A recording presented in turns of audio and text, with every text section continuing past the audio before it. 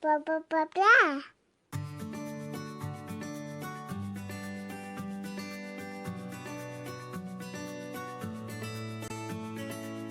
Welcome to the Our Forever Smiles podcast, a podcast created to support mothers of children who were born with clefts and those who love them.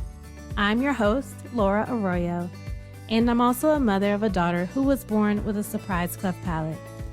I know the challenges you face every day, whether you have just learned the difficult news of your baby's cleft lip or palate, you're in the midst of pre-op or post-op, or you're an OG cleft mom.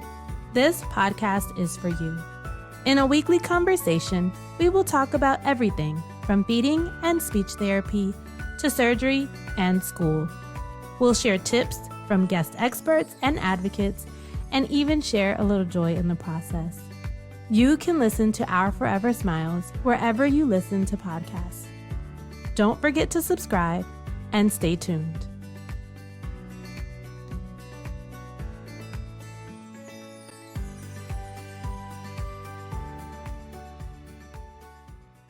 Hello and welcome back to the Our Forever Smiles Cleft Mom Diaries and Support podcast. I am Laura Arroyo.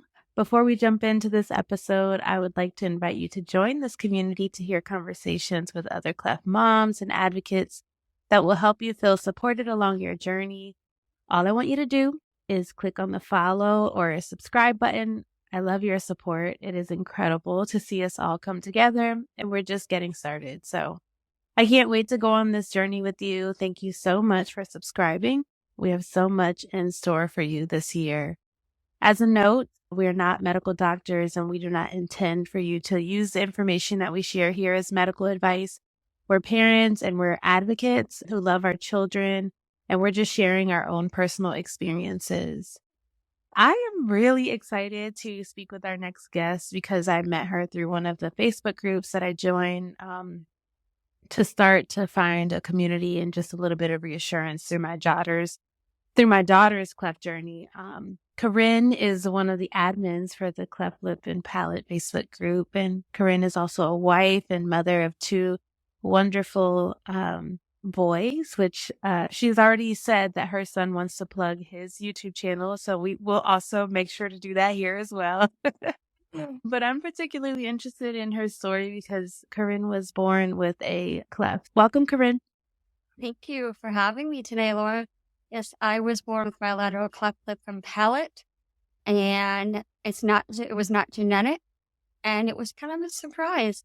And when I was born at the time in 87, I was born missing all of my soft palate, my hard palate, my nose. Everything had to be redone and reconstructed in my life. And so it's been a journey having cleft palate. And it wasn't until I got older that I started to really appreciate it. And being a part of and helping run the Cleft Lip and Palate Support Group with Sarah, who's wonderful, and I love working with her and Melissa and the admin team, has really helped to connect the community and help support everyone, because it takes a village with cleft palate.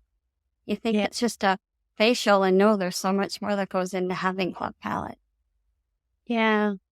I believe like a lot of us who have children that were born with a cleft lip or palate, we all have the same thoughts of what will my child's life be like and how will their cleft affect them? And I guess walk me through how your cleft has affected you in your life. When I was born, because of how severe my cleft palate was, I ended up actually going through a referral of plastic surgeon rather than a craniofacial team in a clinic in Minnesota. And when my first surgeon, he has since passed, and he was long retired. Then he passed away about 15 years ago. Mm-hmm. He was actually a surgeon for Vietnam vets. And oh, wow. Do a whole different treatment plan. And so he devised a whole plan and doing a lot more delaying of surgeries rather than having them at once to help the face form. And so after he did the initial reconstruction of my face, he devised the plan for my palate. Though it logically works and has worked for a lot of people, it didn't quite work for me. When I was around 2, I actually was then brought into the craniofacial cleft palate team and had a new surgeon because my initial surgeon had then retired. And they continued procedures. And though it, again, works for a lot of people, when I was 2, we had another attempt. It didn't quite work. But then when I was 5, I turned the news on, and the procedures that I've been working with, the team is working on with me, ended up getting adopted by the national clinics in the United States. Oh, And wow. the new treatment plan across the United States, and then in growing from there. And so even when I was young, while the surgeries didn't always want to take for me, I was able to at least help other families and their children. And that's always been something that I've loved about my journey. And as I've gotten older, I have had my hard palate was finally fixed when I was 22. And Wow. my soft palate didn't get fixed until I was 35. Oh, wow. And I actually have what will be my, I got one last surgery at the end of this month, and then I will be done. And I will be able to finally move on and close that chapter like everyone else. But then through the whole process, it's always been really interesting for me because when I was 22 and 23, I had 2 surgeons take 2 surgeries that had never been combined and combine them again. So I was able to not only help when I was an infant, but in my early 20s, I was able to help with a new procedure to give another option for palatal closures for other adults who haven't had success. And that's what I was doing now with my soft palate. It was actually growing through crafting, which I wasn't the first one to have done, but wasn't really been adopted yet. But it worked for me. And I know just from being in the cleft community long enough that I'm not the only adult that struggled with having palatal closures. And so for me, it's going to mean a whole new life for other adults who haven't had anything work. So I'm hoping with it working with me, it's going to evolve from there. But how many surgeries have you had in total? I lost count somewhere, but I think this next one's about 26. 26. Yes. Yeah. Wow. I've had around, let's see here, I did the math a long time ago, probably around 13 surgeries just for my roof. Somewhere around there. I've had 2 rhinoplasty and septoplasties at infancy and when I was a teenager. My tonsils now always have you removed from my cleft palate, and I know that's something that we get asked about in our support group. And for me, the first surgery I had when I turned 18, I was actually 19 when I probably did 20 when I probably did the surgery, was getting my tonsils removed because having cleft palate, they're used to help talk. But you run the risk of what happened to me, which is you get tonsillitis. And so I had to have them removed. And so I grouped that one with that. And then, the majority of my surgeries have all been. I've had 2 bone grafts as well. So. Yeah. And what is it? So when people mention that they've had a surgery fail, what do they mean by that? The only surgeries that have ever failed for me have all been trying to close my roof. When I was an infant, I was a baby in 2, 5, 12, 17, 22, 23. And then I had 5 surgeries when I was 35, 2 surgeries last year at 36. And then this next surgery just before I turned 37. And with those involvement a little different when it comes to failure. All growing up, my hard palate, my soft palate would always open up right away. It would just tear open and there wouldn't be a soft palate. My hard palate would only partially close each time. If I'm looking at my roof, I can see where all the different stages of my hard palate was closed. And my hard palate finally was closed when I was 22 because though that surgery theoretically was a great concept and an idea of fixing the palate using with regards to your thigh, it was taking muscle and putting it up there. And theoretically, that's a great surgery. It just didn't work because not enough was cut. And so it'll fix my hard palate, didn't fix my soft palate. So what I'm saying this is, it depends on how far it opens up. And for me, it would always never work at the soft palate until they started growing me a soft palate 2 years ago. And think of it like stem cell, but not stem cell. Yeah. So from what I understand, the reason why the surgeries were failing is because they weren't cutting enough. No, it's a combination of acid reflux and also my soft palate. Was that particular surgery when I was 22, that was because of that piece. But the other ones, they did the tissue transfers, the cheek flap transfers into the roof, and the tissue wouldn't stay. And then I have for 5 of the cheek flaps not working. We didn't try that again. Yeah. So, What do you feel like was your most difficult surgery? the one when I was 22, because I had just graduated. I was graduating college that year. My husband had just graduated. We also were getting married that summer, and then then I had surgeries in June, July, and then another surgery a year later at 23. And it was probably a combination of planning a wedding and having cleft surgeries at the same time. I mean, it so much. Yeah.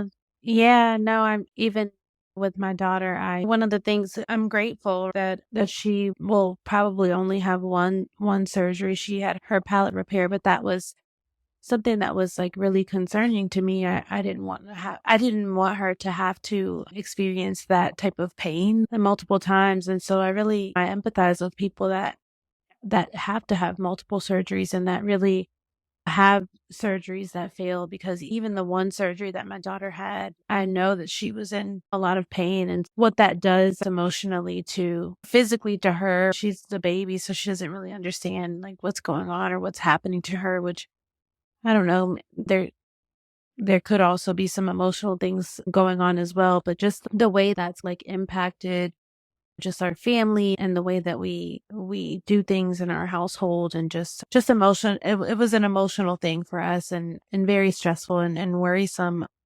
And just speaking of family, you're married and you have two sons. What do you feel like has been the biggest impact to them through these surgeries and through what your journey and what you've been through? I remember when I was 28 and my older son was 3 and my younger son was 1.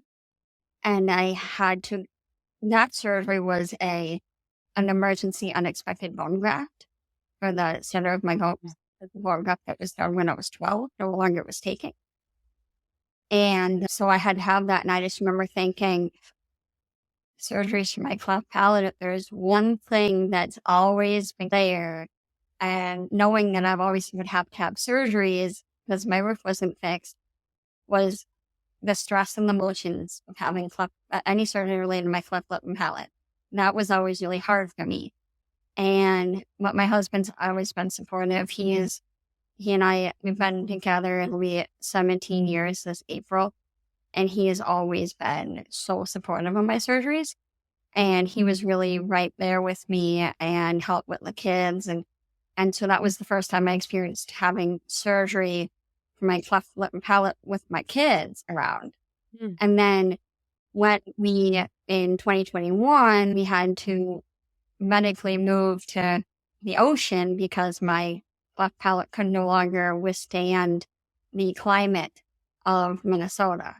And I was told by medical professionals, both at Mayo Clinic and ELSA Medical Center, that I had to move. And that we had to move for next winter. And having to tell my then 10 and 8-year-old we're moving, that was hard for them. But they were like, Mom can't live here. We got home. And so we moved, and they did great with that. And then when we came out here, and I had to have a ton of surgeries 2 years ago. Actually, Max was 9 and Ben was 7. And so they were younger when we first moved. And then 2 years ago, and I had to have all those surgeries. It was hard on the kids, but they were really good about it. And they were always cold and supportive. They don't have cleft lip and palate. Neither one of them have any medical complications, but they've seen me go through a lot. And I know it's been really hard on them, but they never complain. They just want to make sure mommy's okay. And no, they didn't want to move. They wanted to more go where their mom could be safe and healthy. Yeah, and so of I've been really course. lucky in how supportive the Mike and the kids have been. And do you, I mean, of course, the surgeries that you had when you were a baby, I guess, when did you start realizing that you were going to have another surgery? Like, I guess at what age did you come to the realization that this was going to be like your lived experience? I remember when I started kindergarten. Wow, really early. Having cleft palate comes with the facial differences. It also comes with speaking differences. Now, I got really lucky. I am a palatal speech operator that I've used my whole life to speak. And that has helped me reduce nasality, but there were times I had to go to school without it. And I remember knowing, even as young as kindergarten, that I was different from everyone else, but I didn't quite grasp that until I had to deal with peers in school. Now, I always dealt with, even as young as preschool, peers not always being kind to those who sound or look different. And when I was little, I had an adult-sized nose, but as an infant, because I wasn't born, the nose had to make a nose that could grow into. So the doctors put an adult-sized nose on me. So here I am, this little 5-year-old going into kindergarten, and I obviously looked different. And so I'd be asked, what's wrong with your face? What's wrong with your nose? And then when I was 5, I had to have another surgery, and it failed. And I already dealt with that as an infant by that time and when I was 2. But I just remember thinking, I'm just not like everyone else. And then as I kept going through elementary school, middle school was when that's when the peers really got to it and really made me remember that I looked different. And then I had another surgery fail when I was 12. And then that year I actually had a bone graft a couple months after I had what was my third attempt. No, is it my third? 4th attempt to close my roof, excuse me, with the math on that one. We've had so many surgeries that kind of blend together. And I just remember thinking, it's not working for me. It's not working for me. Why isn't it not working for me? And then actually that's when that was around the time I met the first of when that being a couple other peers later on in my childhood who had cleft palate, and her surgeries worked. And I'll be in my mind, it's still not working for me. I'm glad it worked for her, but it's not working for me. And it wasn't until I got to my 20s that I was like, okay, I'm still doing surgeries. We got this. And before everyone, I'm like, I got this. We can do this again. Let's hope this is it. Yeah. But it really was going into kindergarten and realizing, again, not only just from preschool people, but going into schooling and then having another surgery that's when it really, yeah. And then there were a couple of times, like I said, I go to school without an operator, and I still remember those days, those couple of times. They only happened 2-3 times in my childhood. And I remember each was yesterday, because I remember the exact response I got from peers. Yeah. So what is it called that you were using? It's a speech operator. No, it's palatal because it covers the palate. And then the bulb in the back is a speech bulb to regulate airflow. There aren't many doctors anymore in the United States that make them. The one that I had made in 2019 that has now been shaved down pretty much to none, and after this next surgery won't need anymore. That was a wonderful doctor, Dr. Harper. He is now works out of Portland, but he used to work in West Virginia. And I actually met him in 2019 in Minnesota. And then when I moved out to North Carolina, I would drive up to see him because he's the only doctor I wanted to see for my operating. And I still talk to him every so often. But yeah, there's not many places that make them anymore. But anytime we're in the support group and anyone's ever asking about them, I'm always like, yep, what questions you have? Let me give you some contact information for different places so that people can get them done. Overseas, I think it's a little bit harder to get them made, but in the United States, they're still made. It's just not, unfortunately, not as common as it used to be. And I wish it was different, but it's really helped me. Yeah, I wonder why though. Do you know why? Why they don't use them anymore? It's really hard to find prosthodontics that actually make them. And nowadays, it's like trying to find an oral surgeon at a university medical center. I'm currently a patient at Wake Forest, but if I ever need an oral surgery, I need to go to Chapel Hill because it's like trying to find an oral surgeon when you're at a clinic. It's not always the easiest. Same with prosthodontic. It's really hard to get them made. And even at Wake Forest where I am, they don't even make them. If I'm at North Carolina, I can only go to Chapel Hill or I can leave Palate. Yeah, I'm just curious. I'm really curious about what the change, like if patients are finding them useful, did like a new technology replace it, or I guess I'm just trying to think of why people would stop making it, or I'm wondering if it is something else replaced it.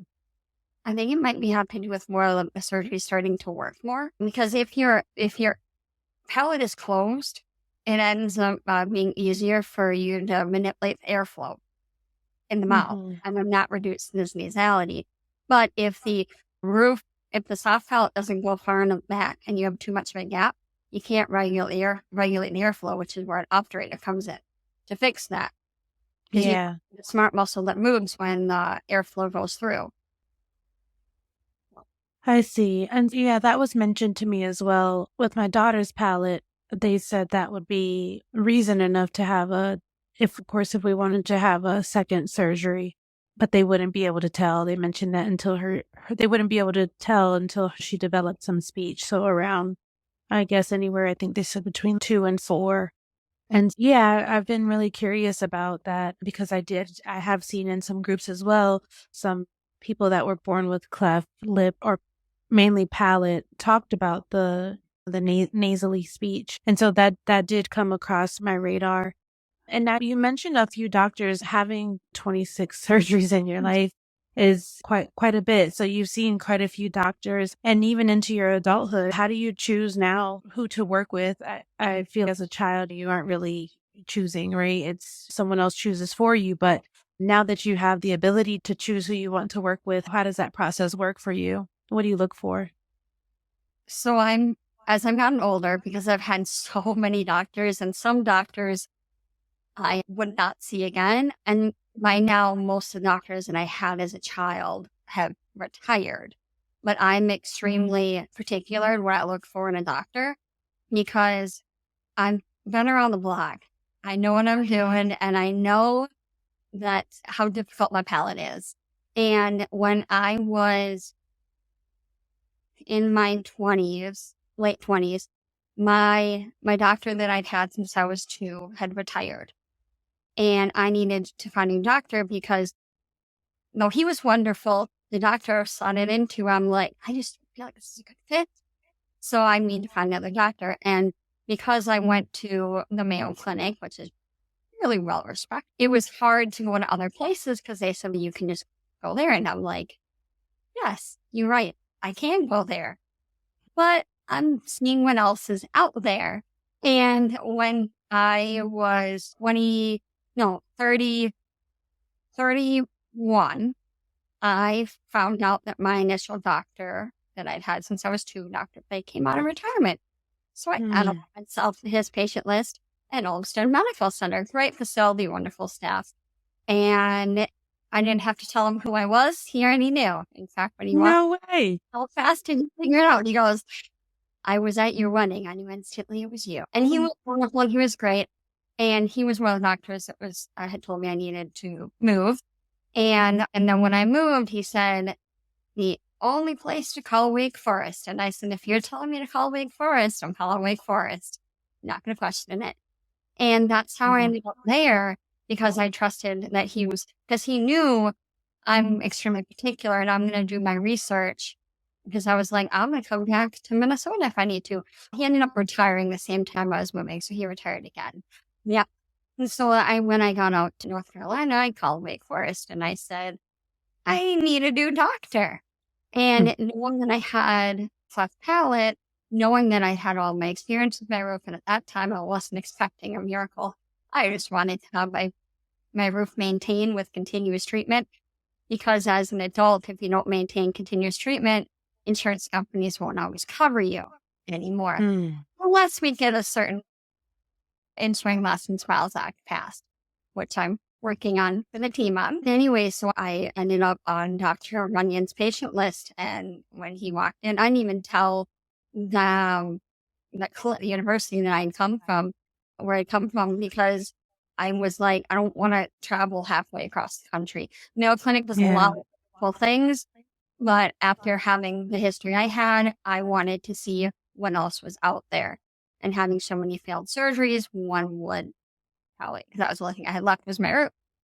And so when he walked in, the first thing I said wasn't really, it was high, but it was not expecting a miracle. I know that I need continuous, and I may need a bone graft. I've been told that because every 5 to 7, I always needed to have another surgery. And typically I would told it was going to be my bone graft. And he goes, well, I think I can fix your soft palate. I don't care. You can send me your medical records. That's great. I'm going to work with what's in front of me. And I'm like, oh, I think outside the box, doctor. I like you already. Because that's not the mold. And it will never be the mold. And so that let's do this. Let's do grafting. And I said, okay. And as we started doing it, I'm like, so there's really no risk involved if it fails. And just go back to an operator. And I was like, okay, we can do this. And then it started working. And then at the end, actually last December of 2021, I actually did have my soft palate completed. And I didn't need an operator anymore. And I sounded great until I got sick. And then that I'd have a couple of surgeries to get me back to where I was. And now this next one will be it anyways, because I've reached my limit in life on Wellsbury Roof. But I'm not good faith it's going to work. We are closer than even we were last December. And it's like, okay, I'm not worried. I'm worrying about what could happen a lot of surgeries ago. And I just focus on, we're going to go into this and it's going to be great. But he's a doctor, though, that thinks outside the box, which is what I needed. I needed and hit the reset, not cared too much and focus on where I was and the focus on the now. And he's not sure he wanted this, but he now has done the most surgery. Single doctor did the most surgeries on me out of all the doctors I've had. So, oh, wow. That's a great perspective. Like someone that is looking at where you are right now versus where the past, because I like that as well. I feel like that would have drawn you to that particular doctor as well.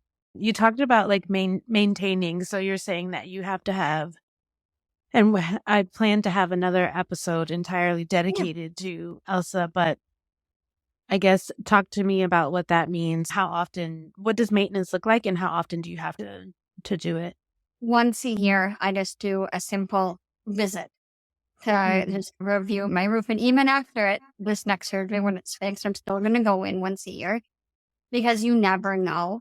And with insurance companies and being an adult, if I don't go in at least once a year and it's not like I have continuous treatment. Yeah. And being an adult with my history, my surgery can work and I can be great and in a great spot. But then a year later, maybe I need another. The fat grafting is actually a series of liposuction.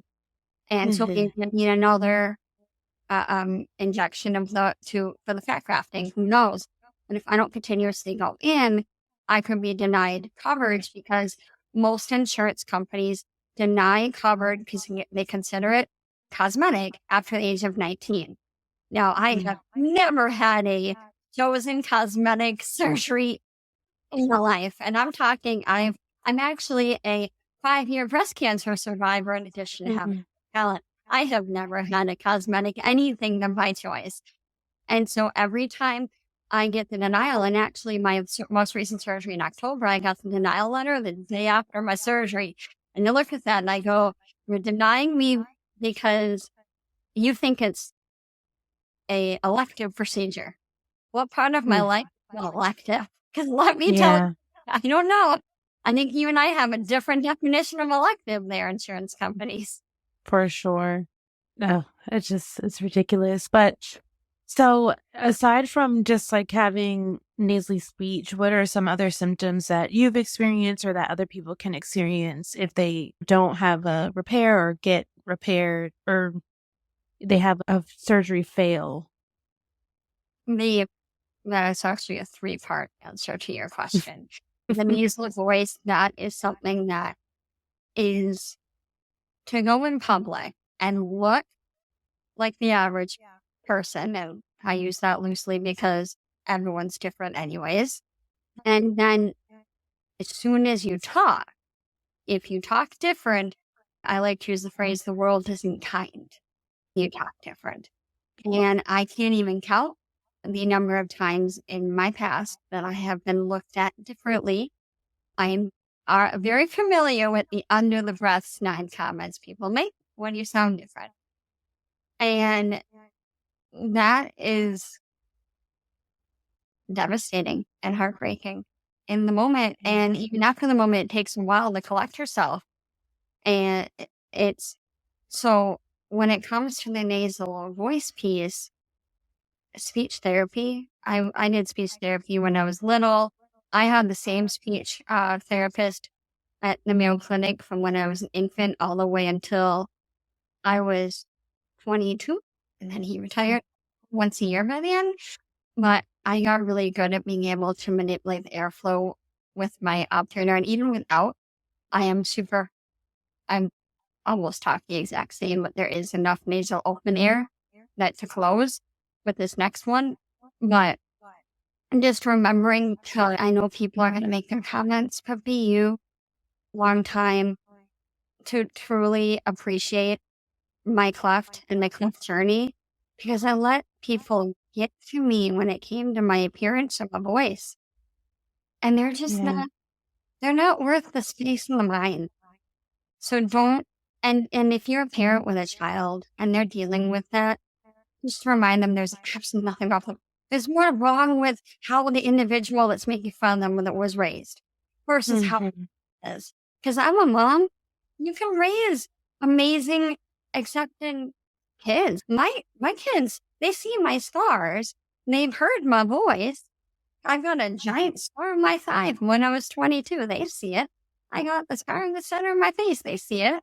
Your children accept those if you raise them to accept them. And so I don't want any parents or the kids listening or the adults listening to get discouraged. It's people are going to make those comments regardless if they're going to make those comments. And so just be you. When it comes to the facial differences, again, people aren't able to look different either.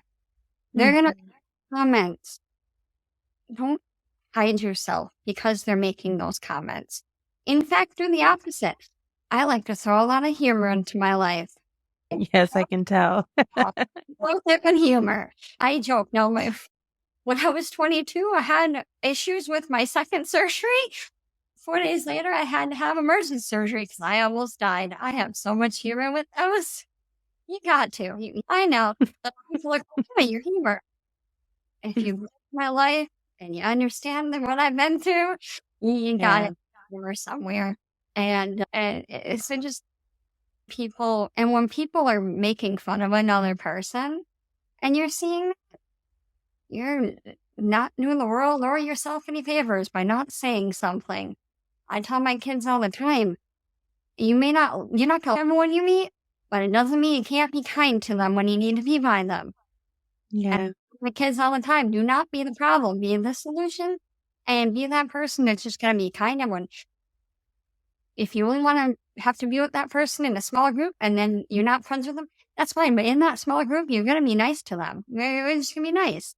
And the world needs a lot more of that right now. Yeah. And then when it comes to the failed surgeries, there's nothing more devastating. Going through the motions and expecting it to work and then it failing. And the thing about it too, and growing up, really, I met people who had it work. I didn't know a single person who had surgeries fail. It wasn't until I was working at Palate in college as a floor supervisor, and a woman came in and she goes, "You have cleft palate." And I'm like, "I do." And I go, "You do too." She goes, "That." And you can spot those who have cleft palate really well. And she was the first person to even tell me about the smile train. And that was back in 2007. Yeah, summer of 2007. And she was talking to me about it, and she goes, "Yeah, I don't have a roof." And I'm looking at her going, "I'm 20, and you're the first person I've ever met who's never had a single failed surgery, and it was for cleft palate. I am not the only one." And lucky for me, though, when I was younger, I didn't have, it was hard for me to grasp with failed surgeries. But then after I got married, and my husband, when he was going through from surgeries from when I was, like I said, 20, almost 21, all the way through. And he was always like, "We're doing this together. All right, keep going." And if it wasn't for him, I wouldn't have had the surgeries when I was 22, 23, or any surgeries 35 and later. I wouldn't have done it because I wanted to stop at 17. And he was like, "You're not stopping." And I said, "Okay." And then I decided, you know what? There's meaning to this journey. And it's because of all the people who feel like they're alone and they're the only ones that have had failed surgeries. They're not alone. And it's okay. Take that deep breath. I know it's hard and I know it feels like the end of the world, but everything works out the way it's supposed to in the end. And I just encourage everyone to not give up. Because if I had given up, I wouldn't have, the only reason that I even have to have this neck surgery is to eliminate the nasality. But I have a soft palate, and I didn't think that was possible. Are there any other issues that you have in terms of sinus issues, or ear infections still at this point? Did you experience any of that even like into your adulthood? So what was interesting, another interesting piece of my cleft palate, is I didn't have any enlarged organs or heart or any other complications other than my cleft palate. I do have skinnier ear canals, but that is not because of my cleft palate. That was just because of how I was born. I didn't have a lot of ear infections growing up, and I actually have perfect hearing. My kids would say I have too perfect of hearing. But when you want two preteens at home, yeah, and you hear everything. So I never had to worry about that as much. Now my nose, when I was younger and I had growing up with the adult-sized nose, my left nostril was permanently closed until I was 15. Now the doctors, bless their hearts, they wanted to wait till I was 16 until I started fainting a lot at 15. Not really faint a lot. So with my nose, I always had really bad congestion. And when my nose was plugged, I could only have my mouth open. There was no breathing with my nose. And when I was 15, they realized that my septum was so deviated that I had to do a complete septoplasty where they had to redo the entire inside of my nose. And then the rhinoplasty to fix the structure, because I actually also had 2 tips to my nose until I was 15. Oh, and I have this large adult-sized nose, but I had 2 tips and it was crooked. So, and I'm writing all the time for my peers. It was wonderful. So when I had the nose fixed, that helped eliminate, I had two working nostrils, and it eliminated the breathing issue, because I was told at the end of it that with my mouth open and no congestion, I only had 30% breathing in my whole body. So I was effectively, almost suffocating every day. And when I woke up, I was like, oh, I have, for the first time in my life, I have a symmetrical nose that looks like everyone else's. It still can get congested, and I still don't have much of a sense of smell. I always get asked, I don't think it bothers my sense of taste, because I've always had fake noses, so I don't know. but I don't have much of a sense of smell unless it's really strong sense of smell. Hmm. Whether that's a good smell or a bad smell, if I can smell it, the next 20 football fields away can probably smell what I'm smelling. I got you. Yeah. Yeah. But in terms of being able to, I noticed a difference, and I was able to breathe a lot better when my nose was fixed versus not. When I didn't I didn't have any of the ear problems. The only ear surgery I had was to make the cartilage in my nose. The doctors used the cartilage in the back of my ears. So now on my right ear, I have a permanent indent of missing cartilage. So I have a little bit more sensitive hearing because of that. But it has with my ears in general. Yeah. Gotcha. You talked a lot about, I love what you said about teaching your children how to be kind to others. I feel like that's really important. I know there's been a lot of rumblings in the Facebook group about the importance of language and the terms that we use. And I also want to do, there's so many things I would love to talk to you about, full episodes on, but I would love for you to touch on this topic of using terms like Clefty. And why do you think that the topic is so controversial? So I think a lot of it has to do with perspective and how you look at it. When you have an individual with a disability, let's say Down syndrome, you're not going to go up to them and say, "This is my Downs." Or someone who has autism, this is autistic. This is the autistic child. It's the same thing with cleft palate. If you say, "This is my Clefty," then up here can go up to them and say, "Hey, Clefty, how you doing, Clefty?" And then you're looking at it going, now they're singling out the cleft palate. Or, "This is my cleft cutie. I've got these other kids, but this is my cleft cutie." So now what you're doing is you're reshaping it to saying the only thing about that child that makes them unique and special and amazing is their cleft palate. They have a whole big personality. They have a whole lot of life. They have goals and dreams. They just happen to have cleft palate. And so when you look at them and saying, "Cleft baby," what else about them that makes them amazing? Their cleft palate is always, it will always be part of them. Like my cleft palate is with me, but there's so much more to me than having cleft palate. I'm a mom. I'm a wife. I have a career in the education field. I've got a whole lot of other interests. It's not just my cleft palate. So when you're looking at the context of your word and language, you're not going to single someone out because of disability. "Oh, there's the deaf guy. There is the blind one. This is my blindy." That's what it sounds like when you ask me. Yeah, I love that you say that you put it in that perspective, because it's so true. First of all, before the conversation even came up in the group, I've always thought that was so cringy. I don't know why, but I've always felt like it was so cringy. I've never referred to my daughter as my Clefty. I don't know. And it's just, so when the conversation was brought up, I was happy about it. And I did read some of the other people's perspectives, and I can understand the people that are cleft affected themselves, maybe that. I give a little bit of, I guess, grace, because it's what you want to call yourself, which is, it's your lived experience. But I guess the moms that are holding on to calling their child that, even though it's not their own lived experience, I find it to be strange. I'm not here to judge, but I do wholeheartedly feel that way. And I agree with you that language matters, and that we should be very careful about the way that we refer to people and that type of thing. So I was really happy that came up. I'm glad that you say that. And I'm the admin team. I am the only one on the team with cleft palate. When Sarah and I were talking, and we got the topic of me being an admin, that was the first thing I wanted to tackle. Because we had individuals with cleft palate, and I will always, so I've been in the special education field for a decade now, and in education since 2006. So I always do people first language.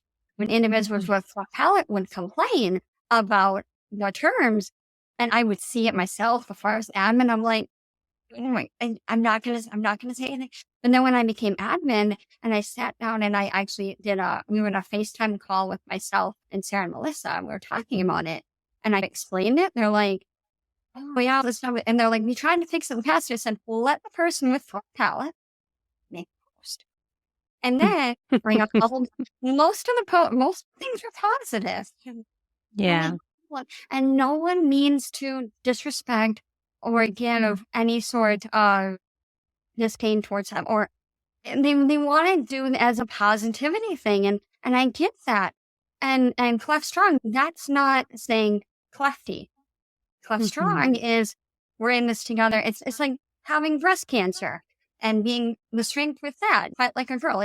That's how I view Cleft Strong, and that's why that's different. Or Cleft Warrior, like Cleft Strong, and that's how that's different than, oh, this is my Clefty, my beauty.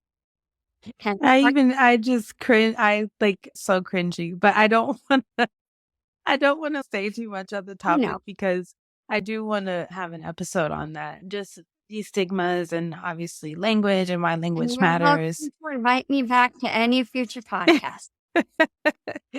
Thank you. I appreciate that. I just have a couple of additional questions for you, but what is something that you wish people knew about individuals who are born with cleft lip or palate in general? That their cleft lip and palate, or their cleft lip or their cleft palate, doesn't define them, doesn't define where they're going, and isn't something that should hold them back from achieving their goals and their dreams. Society and people, they're always going to have judgments. You walk on the street and you walk, no matter how you're walking, people are going to comment that you're walking on that street. It's the same thing in life. It's not something that should hold them back. And society as a whole needs to stop judging those who look different. They need to. Yeah.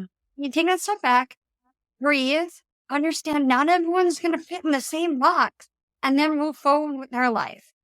And individuals with cleft palate have the same right to be able to achieve all the same dreams they have, whether they look different, whether they sound different, whether they've had one surgery or have been blessed with the 26 I have. They're all unique and they're all amazing and they all have life goals. Absolutely. And along that same vein, there will be mothers who are expecting or like they're in various stages of their journey. What's the best advice that you would give to a mother who might be concerned about their child's future? Be your child's biggest advocate and biggest support, because not everyone has that. When the child goes out to school and they're getting bullied and they come home, let them come home to an environment that is supportive and looks at them every day and says, yes, they're going to say things to you, but you are an amazing individual and you're going to go far, and what they say or what they feel about you doesn't define who you are. And so always remember to have them come home and feel like they have that supportive environment. Because like I said, not everyone has that. And children, they want to feel accepted somewhere. And if it's not going to be in school, let it be at home. Because if you do that, building their confidence, and if their confidence is built, they're going to have a lot easier time dealing with all the people who may not treat them as kindly in public. And we all have confidence. Yeah, I love that. Oh, that was such great advice. Yeah. Building their confidence at home will prepare them for what they can expect in the future. And, they'll have that shield, right? Like a shield that they feel protected and safe. And yeah, I love that. So I just want to thank you, Corinne, for just being on the podcast and sharing your experience. We're going to be thinking of you through your next surgery. I'm happy that you're at the end of your journey and just really excited. Thank you so much for being on today. Thank you for having me, Laura. It was great. And thank you all listening to the Our Forever Smiles, Cleft Mom Diaries and Support podcast. Be sure to subscribe and submit a review of the podcast wherever you listen to podcasts. I hope that you've enjoyed this audio experience. Maybe you cried a little, laughed a little, but more importantly, I hope that you felt a little piece of reassurance and even joy in your journey. I'll talk to you next week.